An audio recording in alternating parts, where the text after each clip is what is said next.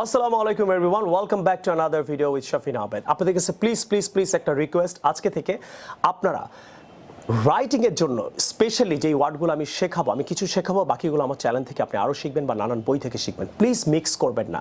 10টা formal word আপনি অবশ্যই আপনার রাইটিংয়ে লেখার চেষ্টা করবেন, মাত্র 10টা। যখনই আপনি একটা এসে রাইটিং করবেন, ইনশাআল্লাহ আপনার 5.5 থেকে স্কোর 6 এসে পড়বে, 6.5 অথবা 6.5 থেকে 7.5 আসবে। আই রিকোয়েস্ট টু যারা আসলে 6.5 পেতে চান অথবা 7 পেতে চান, তারা এই কাজটা অবশ্যই করবেন। আসেন কিছু এক্সাম্পল দিচ্ছি। আমরা অনেক সময় বলি ইনাফ, রাইটিংয়ের মধ্যে আমরা এনাফ বলবো না, এটা হলো ইনফর্মাল ওয়ার্ড। আপনি স্পিকিংয়ে বলতে পারেন, তাহলে কি লিখবো? Writing is sufficient. Clear? Next আমরা অনেক সময় বলি গিভ না বলে আমি কি submit, you should give it, এটা আমরা স্পিকিংয়ে বলতে পারি, but you should submit it, এইটা আমরা রাইটিংয়ে বলবো। নেক্সট আমরা অনেক সময় বলি get it, I get it. Okay, I get it না বলে আই রিসিভ ইট, তাহলে রাইটিং আমরা গেট ইট বলতে পারি, কিন্তু স্পিকিং আমরা কি বলবো? I receive it. Past tense হলো আই গট ইট, অ্যান্ড রাইটিংয়ে আই রিসিভড ইট বলবো। আমরা অনেক সময় দেখবেন রাইটিংয়ে ম্যানি লিখে, আমি যখন খাতাগুলো দেখি, সো ম্যানি না লিখে আপনি লিখতে পারেন several. I have many friends, এটি স্পিকিংয়ে বলেন। রাইটিংয়ে বলবেন I have several friends. I have many problems, স্পিকিংয়ে বলেন। সেভারাল না বলে আপনি এই ওয়ার্ডটা বলতে পারেন, I have a number of friends. Clear? So আপনি বি কেয়ারফুল রাইটিং আর স্পিকিং। যদি আপনি একবার সেভারাল লিখেন রাইটিংয়ে, তাহলে আরেকবার লিখবেন এ নাম্বার অফ। ওকে, অথবা নিউমারাস ওয়ার্ডটাও আপনি লিখতে পারেন রাইটিংয়ের জন্য। সো আপনাকে অবশ্যই speaking word and writing word অবশ্যই আপনাকে জানতে হবে। নেক্সট ওয়ার্ডটা আমরা যেটা বলি সরি না বলে রিগ্রেট বলেন। I am sorry about it, I regret about it. রাইটিংয়ে আপনি রিগ্রেট ইউজ করবেন, স্পিকিংয়ে সরি ইউজ করবেন। আপনি মেবি আপনি স্পিকিংয়ে বলতে পারেন maybe I will come, maybe government will do it, এটা আপনি স্পিকিংয়ে বলতে পারেন। কিন্তু রাইটিংয়ে বলবেন পারহ্যাপস, একটা কমা দিবেন, perhaps government will do it. So আমরা মেবি ওয়ার্ডটা স্পিকিংয়েও বলি, আবার মেবি ওয়ার্ডটা রাইটিংয়ে বলি, এর জন্য কিন্তু ফর্মাল ইনফর্মাল ব্যাপার হয়ে যায়। সো আপনি কিন্তু একজন এক্সামিনারকে তুই করে বলতে পারেন না। আমরা কিন্তু বাংলা এটা জানি, আমরা যখন আমাদের বয়সী কারোর সাথে কথা বলি, ফ্রেন্ডদের সাথে, আমরা বলি তুই কোথায় যাস, কিন্তু আমরা যদি অপরিচিত কারোর সাথে কথা বলি, আমরা কি তাকে তুই বলতে পারবো? সো এমনি ফর্মাল ইনফর্মাল ওয়ার্ড আপনাকে অনেক সাবধানে থাকতে হবে আজকে থেকে, ইনশাআল্লাহ আপনি পারবেন। আপনি আই থিঙ্ক রাইটিং আমি প্রচুর দেখি ছেলেমেয়েরা লেখে ইন মাই ওপিনিয়ন বলতে পারে, ইন মাই ওপিনিয়ন। ওকে, আপনি আই থিঙ্ক না বলে ইন মাই ওপিনিয়ন বলতে পারেন। আই থিঙ্ক না বলে আবার যদি আপনি আই থিঙ্ক লিখতে চান, আই থিঙ্ক না বলে আপনি আই কনসিডার বলতে পারেন। হি considers, government considers. Okay, so I think না বলে আই কনসিডারও আপনি রাইটিংয়ে বলতে পারেন। নেক্সট ওয়ার্ডটা আমরা স্পিকিংয়ে গেট এ ডিগ্রি বলতে পারি, গেট আ ডিগ্রি। ওকে, কিন্তু আমরা রাইটিংয়ে বলবো আমরা earn A degree. Is that clear?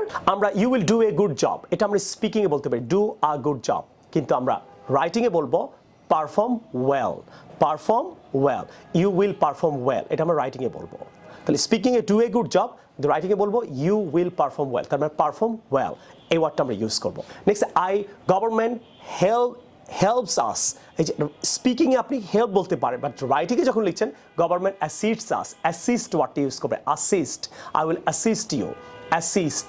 Clear? So assist, writing, speaking, help. Clear? Next one, আমরা স্পিকিংয়ে বাট ইউজ করব, কিন্তু আমরা রাইটিংয়ে বলবো however। আমরা স্পিকিং করার সময় কিন্তু বাট বলে আমরা আরেকটা সেন্টেন্স বলি, কিন্তু রাইটিংয়ে আপনি এই কাজটা করবেন না, বাট না বলে however বলবেন। Okay, so Bangladesh is a poor country, but people have beautiful mind. কিন্তু আপনি রাইটিংয়ে লিখছেন Bangladesh is a poor country, however people have beautiful mind. So however বলে একটা কমা দিতে কিন্তু ভুলবেন না। স্পিকিং আমরা বলতে পারি go ahead, you should go ahead, কিন্তু রাইটিংয়ে যেতে বলবো ইউ শুড প্রসিড। স্পিকিং আমরা গো আহেড বলবো, কিন্তু রাইটিংয়ে বলবো you should proceed. Okay, I should go ahead, speaking, writing I should proceed. We need it, okay, it is required, তাহলে নিড না বলে আমরা রিকোয়ার বলবো। তাহলে স্পিকিং আমরা নিড বলবো, কিন্তু রাইটিংয়ে বলবো require. Okay, it is required, এটা দরকার, অথবা আমাদের জন্য এটা ইট ইজ রিকোয়ার্ড ফর আস, এটা রাইটিং। বাট আপনি যদি স্পিকিং করেন তাহলে বলতে পারেন we need it for us. Okay, speaking আপনি বলতে পারেন রিচ নেশন, ওয়েলদি নেশন। তাহলে স্পিকিংয়ে রিচ রাইটিংয়ে wealthy. So dear brothers and sisters, what I am trying to say, so আপনার স্কোর ডেভেলপ হচ্ছে না, the reason is you are not serious about it, right?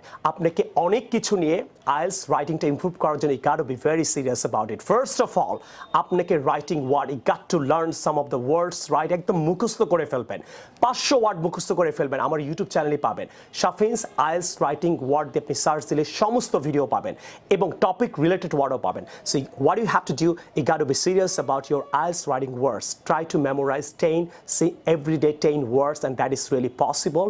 And আপনার score ইনশাআল্লাহ 5.5 থেকে 6.5 এ যাবে, অথবা 6.5 থেকে 7.5 এ যাবে।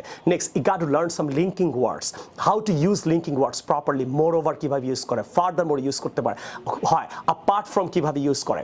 Try to use 3 linking words. ইনশাআল্লাহ আপনার রাইটিং, আপনার স্কোর বাড়বে। আপনারা অনেক সময় বারবার and লেখেন। Don't try to do it. Try to use 3 linking words. Try to use 10 formal writing words আপনি ইউজ করার চেষ্টা করেন, আপনার স্কোর বাড়বে ইনশাআল্লাহ। আপনি ভালো করতে পারবেন। এবং এরকম ভিডিও যদি আপনি আরও দেখতে চান, talk to me inshallah and comment me and share it on your Facebook. If you do have some types of questions, right, you can always ask me in the comment and I will try to help you. এবং আপনি আরেকটা যেটা করবেন, don't try to use simple sentence. আপনি যদি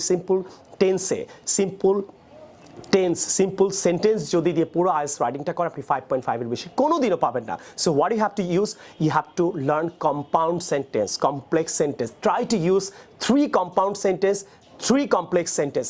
6টা compound complex sentence যেন আপনার আইএলটিএস রাইটিংয়ে টাস্ক 2তে স্পেশালি এবং 1এও যেন থাকে। ইনশাআল্লাহ আপনি 6.5 অবশ্যই পাবেন। But there are a number of students right in the country, they are facing these types of problems, right? They are going to different types of centers, watching different types of videos. But the problem is they are not serious about this theory, about this advice and all these things, right? And that things are getting them down to score 6.5 or 7.5 in IELTS writing. So আপনাকে আবার আমি repeat করে দিচ্ছি, formal word শেখেন, linking ওয়ার্ডের ব্যবহার শেখেন, compound complex sentence শেখেন, আইডিয়া নেন। You have to have ideas, right? আপনি before you write something, you have to have some ideas, and that can really help you to improve your English anyway. Okay, so I will see you in the new video some other time. Take care. Allah Hafiz and Assalamu alaikum.